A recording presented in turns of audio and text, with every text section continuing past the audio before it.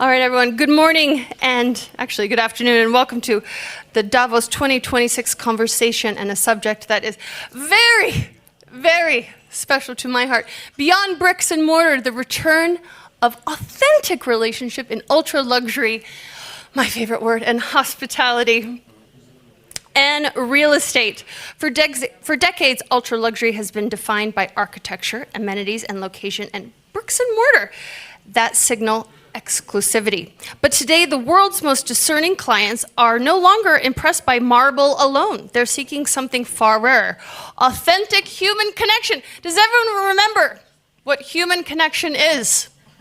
We're going to talk about that a little bit more.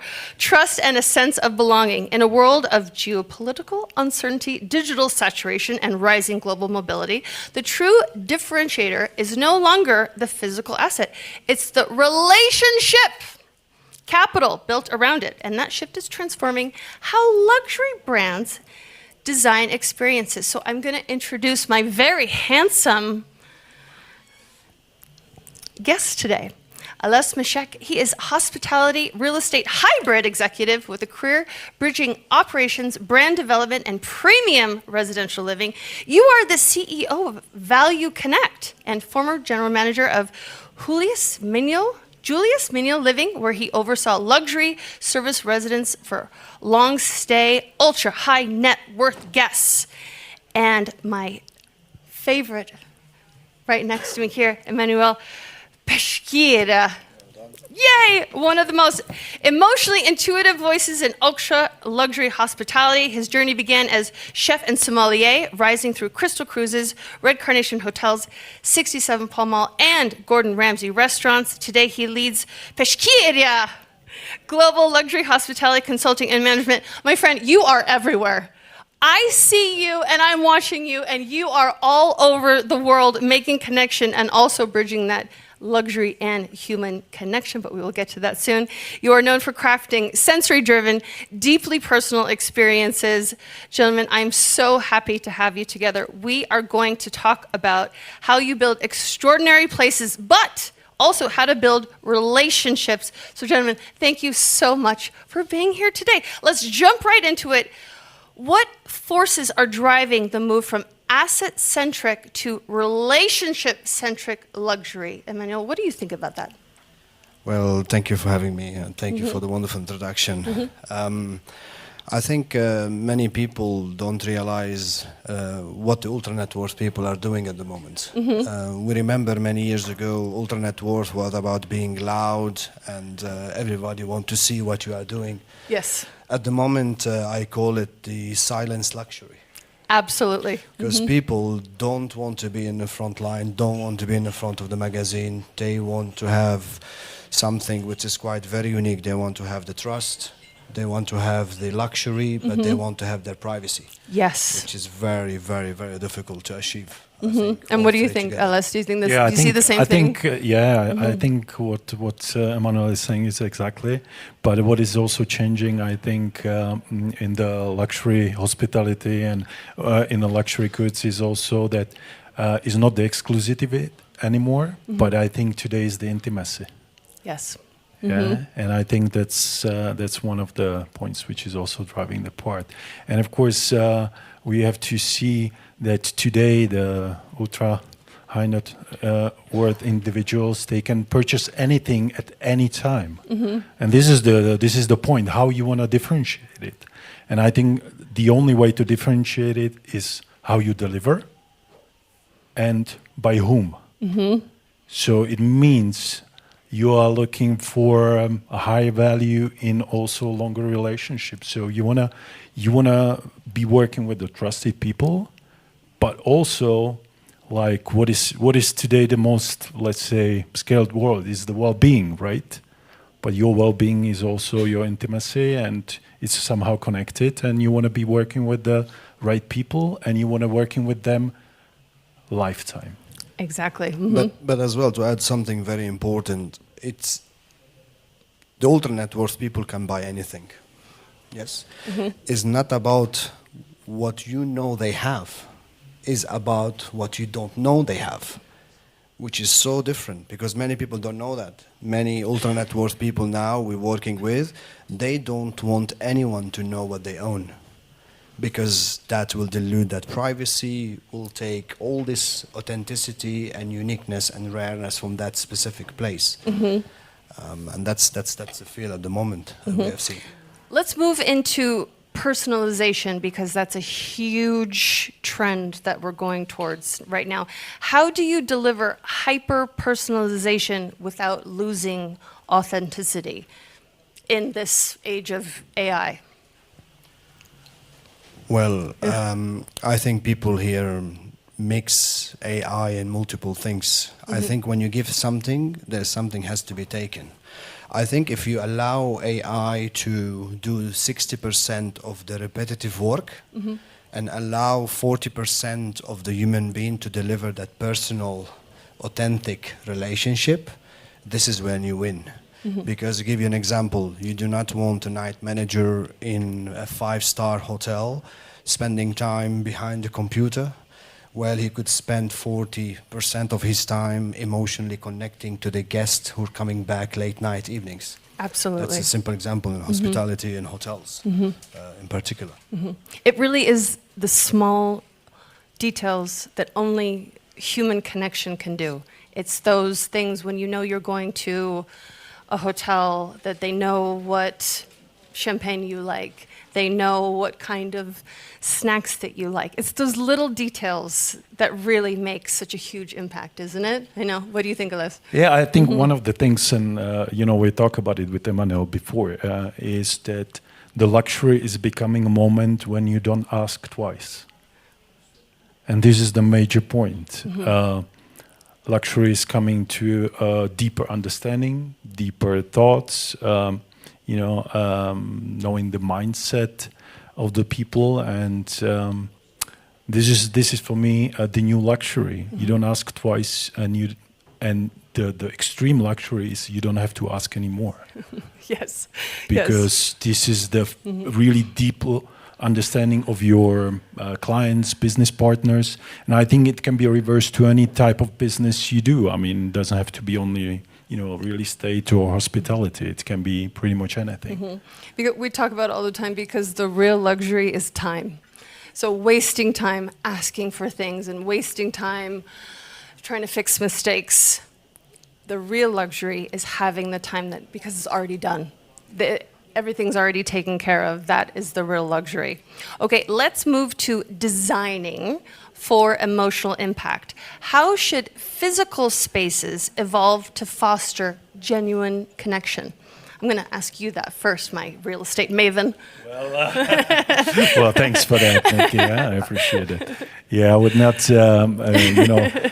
when we are looking at the spaces and how they should physically reflect it, I would say that genuine connection is always about how people feel. Yeah, it means it has to attract them, it has to leave a memory, but it has to be natural. And I think, many times the places and the people you remember are always the one which are most authentic, not being afraid to also make a mistake. And that's what leaves the memory. And when we come to the space itself, when you come to anywhere, what does leave the most impact? Is it the space? Is it the equipment, the furniture, the asset, the building? Is it the design, or is it the moment you spend with your friends, family? Is it the service staff, or what is the most important thing out of it? And I think that reflects also and depends also where you're coming from, what country are you coming from? How many times have you been in the place? Are you repetitive customer? What is the attraction of the place? And I think all of that is somehow connected, and it's much more complex than we think. And one thing we also talk about. We met a really nice guy from California. We talk about fasting from digital assets, fasting from travel. I mean. We really have to find the time, and that somehow should reflect also in that space. I know. What about you, Emanuel? I think you have to divide it into two things. When you do an ultra luxury hospitality and real estate sells meter squares. Hospitality define performance and emotional connections to your guest. And I think if you master to build a community between these two, at the end of the day, if I leave the place and I say to myself, well, look, they got me actually. They understood what I want. Because at the end of the day, any hotel design architecturally the architect, can get super excited. But they don't look about the operation at the same time. They don't understand that the operation and the operating team are the one who's going to be facing these guests. Not everything that looks wow and beautiful can touch people. So you have to adapt the place to the sensors of the human being, the lighting, the sound, the view, maybe by the beach, maybe an intimate beach, private beach, so it becomes a discovery as well. So there's a lot of elements. They have to all, I call them the triangle of fire. They have to all sync together. You take one off, it will not work. It doesn't work. Absolutely doesn't work. Emotional connection. Yes. Again. Right? Yes. Yeah, we That could come be back the to way it. we can just put it into words. As you guys know, I host a travel show, so I'm on the road traveling the world, going to different places. And for me, it's always the people. That's the true luxury. Is I go to a lot of beautiful places, but the people is always what I remember. I've been to many incredible views and incredible places, but it's always the people that I remember. I might not remember the place, but I always remember just someone who was extraordinary and had a great laugh with. So those are always that to me is the true luxury. And you know, before you go on, I think also one of the parts of the luxury is that you know, you want to find the meaning in a way of also your inner happiness, and that all comes to, you know, the major basic things which we sometimes don't consider on the road, which is the faith, the family, the friends, Yes. and the meaning itself, and altogether I think that's really important for any hospitality experience, emotional connection, and so this is what I would like to Hospitality mention. is always evolving. Speaking of hospitality, let's talk about talent and culture. What kind of leadership and staff culture is required to deliver relationship-driven service? This, especially in a post-whatever world we're in, is such a huge factor in delivering that luxury experience. What can you guys talk about that? Maybe you should start on this. I think Emanuel should start on that. I think many people not gonna like what I'm gonna say, but I'm truthful and honest. Many leaders spend a lot their times in the boardroom. You know, they forget what is the floor. They forget how to be with people and serve the guest. And at the end of the day, you need to hire people with a huge emotional intelligence. Give them all the tools, allow them to break that script, because sometimes the guest comes always first. Sometimes you have to pivot, and sometimes you Absolutely. just have to roll with it, and sometimes you Absolutely. just have to assess the situation and read the room and 100%. But see how it goes. 100%. But here where AI comes as a power, because AI give you the tool to speed and buy time for you to have to collect all the CRMs and all the guest requirements, and then you give the tools to your staff to ensure that they are capable to deliver this at the highest level and the highest speed. But they cannot be robotic. They have to be emotionally connected to the guest in multiple ways, and sometimes you just have to break the script depending what the guest requirements at the end of the day. What do you think about that, Alice? No, I think Emanuel has a great experience with that. But one thing I would like to say is what is important and connected to that is the human judgment. Yeah, many times companies they select the people for whatever type of service or whatever type of business based on data, and we sometimes forget that the human judgment of HR manager, of the CEO, or whoever is actually selecting the people, can be the trigger which can make the difference. Yeah, and I think this is something what the AI cannot really, pretty much cover, because it can help us to really retrieve a lot of the data. But many times the human judgment, it's what makes the company successful. So, and Can help that's- us with the time. Well, exactly. Yes, Yeah, for sure. Yeah. But the true luxury comes in. Yeah, and that's where the true luxury Mm-hmm. comes from, because you can get any information you want, you can buy any asset you want, you can Mm-hmm. pay any best probably managers in the world, you can hire them for your company Mm-hmm. to run the business. But one of the major things is trigger that human judgment. So it means find the time to spend. I know some of the CEOs, they have 500, 600 employees. They know each one of them by name. They know how many kids they have.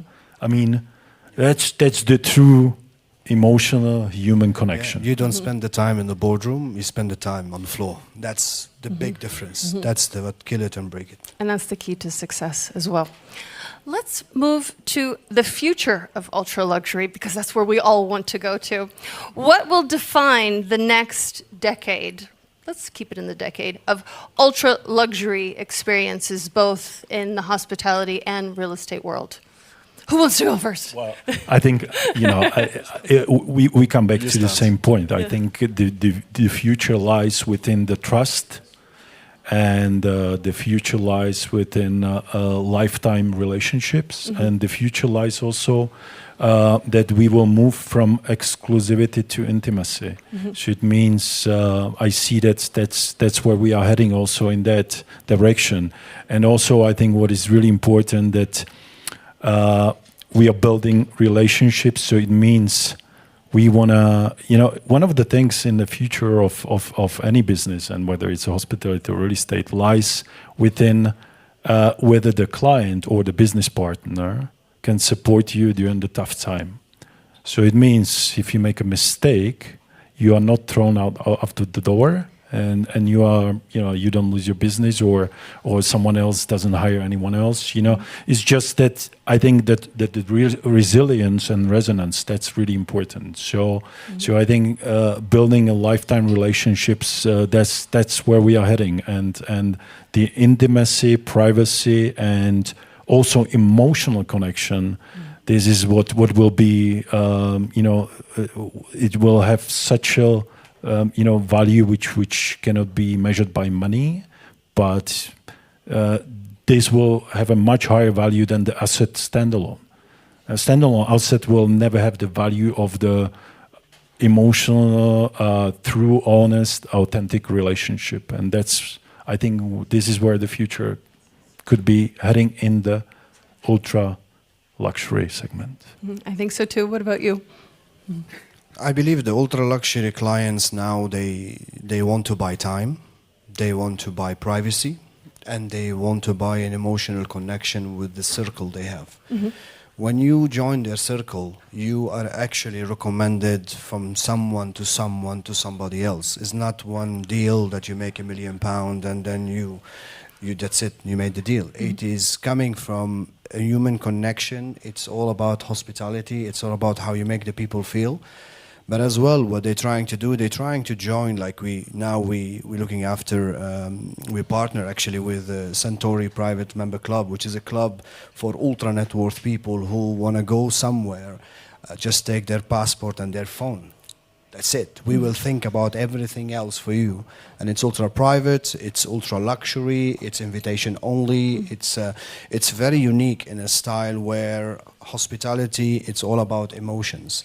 So you take them to a place, it's not immoral, because we all know they have what it takes to go anywhere around the world. How can you make a difference to them? And it's a privacy. And then you go to a place where I believe, and I can summarize it, is would I take my best friends and my family to this place and feel completely at ease?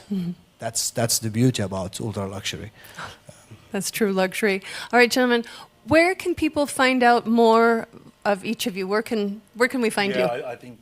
Well, one of the things we are partners with Emanuel, so we have an office in Prague, office in London, and but we are spreading the wings around the world, and one of the things you can find us, of course, online on LinkedIn, but we like to meet the people in person. So we go Yes, to the investment absolutely. forums. We like to cook for our friends and for dinner. Good, I'll be right so there. you know, there you go. And many of the clients, when we do the first business, we usually cook a dinner for them. I think So that's this the is what best makes way us really also, unique, yeah. you know. But that's also when you really get to know someone, is sitting down to a meal and really getting to know someone without phones, without the cameras and everything else, is when you really get to know someone. So, gentlemen, thank you so much. Where's next Absolute on your pleasure. list of places to go? Thanks very much. Yeah, where are you off to next? Well, probably Greece. Yeah, apparently I'm also off to Greece this summer as well. Greece and Berlin, Greece, Berlin, Well, Dubai. Dubai. Gentlemen, thank you so much. I am Thanks very much. highly Nikki, inspired to be ultra luxurious and spend a lot of Thank you, time. Nikki. Thank you. Thank you, you very everyone, much. for Thank you very joining Thank you for us. listening. Thank you. everyone. Thank you. Thank you, guys. Thank you.